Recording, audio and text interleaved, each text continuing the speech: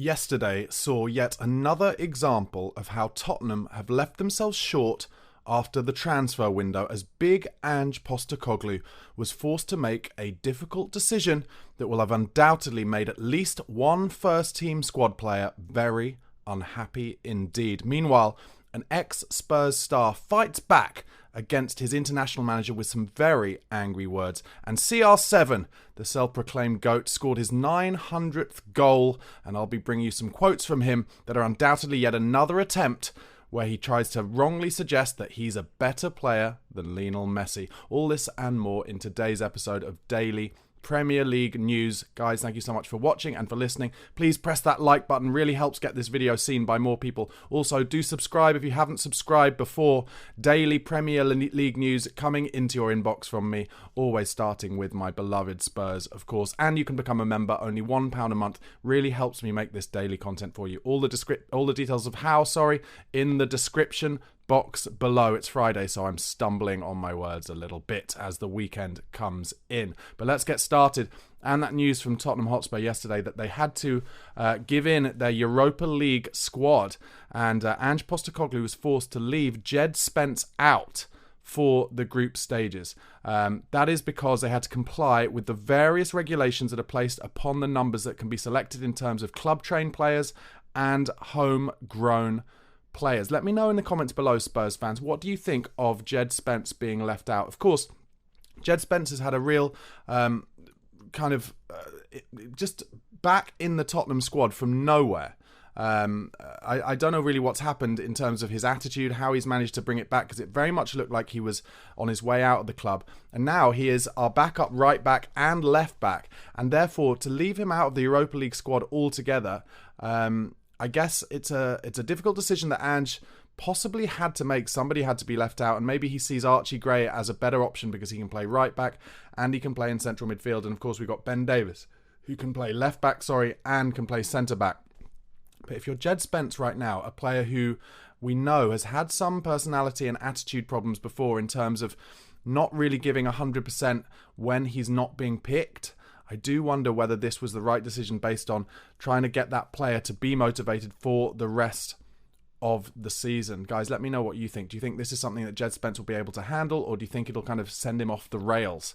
The squad, though, is as follows. This is for the squad for the Europa League. Goalkeepers: Vicario, Forster, Austin and Whiteman. There was some suggestion in some X messages and tweets that I wrote suggesting that because we've got four eligible goalkeepers, maybe we could have not gone with Fraser Forster and taken Jed Spence instead of Fraser Forster. Is that something you think we should have done instead? Let me know in the comments. Also, defenders: Radu Dragusin, Destiny Udogie, Christian Romero, Pedro Porro, Ben Davies and Mickey van der Ven. Midfielders: Son Heung-Min, Bissouma, Maddison, Gray, Bergvall, Kulusevski, Johnson, Odegaard, Sarr and Bentancur. And forwards: Richarlison, Werner and Solanke. I mean, arguable whether Son Heung-Min, for instance, is a midfielder rather than a forward. But yeah, it doesn't really matter. Guys, let me know what you think of that squad. Is Jed Spence a little bit unlucky? Meanwhile, the Europa League odds in terms of betting suggest that Tottenham are favourites to win the entire tournament this season alongside Man United. Their odds are very, very close, ahead of the likes of Roma and Real Sociedad. Of course, we will be playing Roma in that tournament at the Tottenham Hotspur Stadium, so an opportunity to get an early marker down if we really are looking to push forward as the favourites in that competition. Let me know in the comments below. Is this a competition Tottenham can win? Is it something that we can have a real push at, that Ange Postecoglou will pick strong teams for? I really hope he does. And if so, can we get to the latter stages? In the last 20 years, we have not got past the quarterfinals of the Europa League, something that we've only done a couple of times previously, obviously the UEFA Cup. And actually, it was only in the Champions League, wasn't it, in 2019 that we managed to get past the quarterfinals and get to that final. So it'd be great, wouldn't it, to try and get to that final of the Europa League this season. I believe the final is in Bilbao, so that would be an amazing couple of days out, wouldn't it, to go there. Meanwhile, in international football, Son Heung-Min made his 128th appearance for South Korea in a very disappointing 0-0 draw against Palestine. In fact, the South Korean team were booed off the pitch by their fans as a result of that difficult result. Sonny played the full 90 minutes, had an 81% passing accuracy, created 3 chances, had 3 shots, 2 were blocked, and he missed 1 big chance. He had 47 touches in the game, 11 in the opposition box. The other Tottenham player, Heung-Min Son, who's coming in January, of course, he was called up by his country for the first time, but did not make it onto the pitch. And another little bit of news, apparently, in the South Korean squad, Son Heung-min calls Heung-Min Son Tottenham. That's his nickname that he's given him. So it'll be interesting to see what Heung-Min Son has to offer when he comes in January. Another pacey winger alongside Wilson Odobert to stretch our squad depth, I guess. Meanwhile, Dejan Kulusevski captained Sweden as his side beat Azerbaijan 3-1 away in the Nations League. He played the full 90 minutes, creating the most chance in the game with 6, which goes with his very impressive start to this season. I think Kulusevski, I really love him in the 8 role as that second creator alongside James Maddison. He played the full 90 minutes, most chance in the game, as I said, 2 shots, 1 on target, 1 blocked. He made 3 passes into the final third, had 53 touches, 9 in the opposition box. Lucas Bergvall also came off the bench for only his second cap. I think in earlier videos this week I've suggested that he might make his first appearance for Sweden. In fact, he has got a cap already. He came on in the 72nd minute. He had 17 touches, made 1 pass into the final third with a 75% passing accuracy. Dejan Kulusevski was asked how he felt about captaining Sweden for the first time. And he said the following: "I'm proud and I will do my best to take this country to where we deserve and to be with the boys and help us get back to the top. It's an incredible challenge ahead of us, but it's incredibly fun, and I do it with great joy and great faith that it will be really, really good. It's fun to start playing competitive matches again, playing for something that matters. The Nations League is important. If we win it, we'll move up a division and we'll have a better chance of qualifying for the World Cup." Let me know what you think of the Nations League. The Nations League was obviously brought in a few years ago to replace international friendlies, basically, and to give some competitive edge to those games.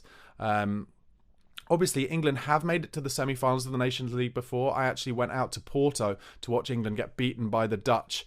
I don't know, what was that, 4 or 5 years ago. That was a very disappointing night because England were 1-0 up and then we just sat back, as England tended to do against better teams or good teams under Gareth Southgate. I personally think I'm in favour of the Nations League, but I do feel a little uninspired by it this season because obviously England got relegated for coming bottom of their 3-team group. But we will start our next Nations League campaign tomorrow night, Saturday, 5 o'clock against Ireland. It'll be a big old derby, and I'll be doing a live watch along on this channel tomorrow at 5 o'clock. So do tune in for that, my first live watch along on this channel, and get in the comments while we're watching, and we'll have a good chat. Other Spurs news: Ibasuma's Thunderbolt against Everton has been shortlisted for the August Guinness Goal of the Month by the Premier League. That's the one where it was laid back to him just outside the box by Dejan Kulusevski, swept it in with the inside of his foot in off the bar, twang, up and down. Lovely, lovely goal. And I mentioned earlier this week that Ronald Koeman had come out, he's the Dutch international manager, he'd come out with some very intense quotes about Steven Bergwijn now that Steven Bergwijn has moved to Saudi Arabia, where Koeman was suggesting that Bergwijn's international career is basically over because he's gone to follow the money to go to Saudi Arabia. Well, Steven Bergwijn has fought back. The ex-Spurs star said the following: of course, on why he'd moved to Saudi first, he said, "Of course, I'll improve gigantically financial-wise, I won't lie, but sporting-wise, it's also interesting. I'll play with Benzema, Kante, Fabinho, Diaby and Pereira. I'm excited to become their teammates." And then on those comments that Ronald Koeman had about his Dutch national team career being over, he said, "I don't even want to play for Ronald Koeman anymore. I won't play for someone who portrays me like he has done in the media. He could have called me, heard my side of the story. How can he say such things without talking to me?" So, Steven Bergwijn in a fight, as I'm afraid to say, even from all the way back when I remember international tournaments as far back as like 1988, the Dutch team, they had just have a little tendency to kind of turn on each other. And to see a Dutch manager turn on his potential squad members is really disappointing, but I think from a lot of things you've heard or you hear about Ronald Koeman in the world of football, he is quite an arrogant chap. Okay, that's the end of today's Spurs news. Before I get into some more kind of wide-ranging Premier League and football news, guys, once again, please do press that like button. Please do subscribe. Just got past 11,000 subscribers yesterday. Thank you so much for your support. Really appreciate it. If you're not a subscriber yet, do press that subscribe button and tell all your friends and family if you think they'll like this kind of content. Also, please do become a member, guys. I really appreciate all of your support on that. Only £1 a month. All the details of how in the description box below. Okay, starting at Man United, and according to Jamie Jackson, the journalist, Erik ten Hag's game model, as in his style on the pitch, has to start impressing Ineos. His football department. Ineos are the company led by Sir Jim Radcliffe and Sir Dave Brailsford that bought 25% of Manchester United.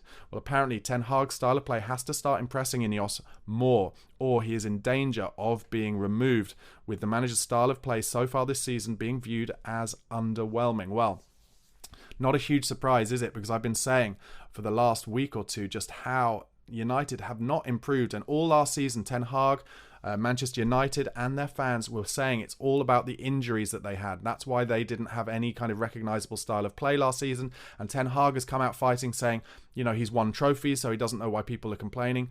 But as a Spurs fan, I think this is a really interesting thing to look at, Manchester United, because yes, they've won the trophies that Tottenham fans beg for.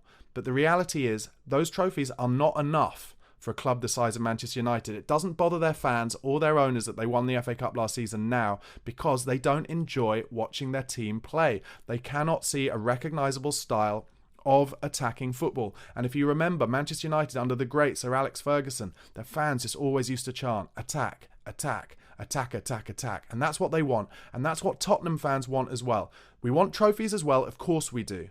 But I think the best way that we're going to get trophies is with this recognisable style of attacking football that Big Ange Postecoglou has brought in. So that's why I always bring you big news of Manchester United and Ten Hag, because I think they've got the wrong man. And I think that's going to be proven at some point when they sack him. But it's interesting to see how long it will take them to sack him. They've lost 2 out of the first 3. They were abject against Liverpool. And they looked for a new manager in the summer and they couldn't find one. They've left themselves in a bit of a hole, Manchester United. Meanwhile, staying there, Casemiro says apparently Casemiro will only consider offers to leave Manchester United if he's told he does not have a future at Old Trafford. That's according to ESPN. But the Mirror say that Casemiro could be poised to leave the club within days. Meanwhile, Man United and Newcastle remain in the mix to sign free agent French midfielder Adrien Rabiot. He's 29 now, despite, as I mentioned yesterday, an offer being on the table from Galatasaray for the ex-Juventus man. With Spurs facing Galatasaray in the Europa League, I think I'd prefer him to go to Man United or Newcastle. Rabiot, I've said it again before, I'll say it again, an extraordinarily talented player, and the physicality to play in the Premier League as well. But so many French fans and players and journalists who've watched him in Italy, just say like Rabiot is Rabiot, meaning his personality just means that he never quite pulls it together for an entire season. Over to Liverpool now, Liverpool's Egyptian forward Mohamed Salah, who I mentioned the other day, it looks very much like he wanted to go to Saudi Arabia. He mentioned after the game against Man United that this would be his final year at Liverpool. Well, apparently now, almost as if he said it on purpose, he's keen on signing a new deal to stay at Anfield. That's according to Liverpool Echo.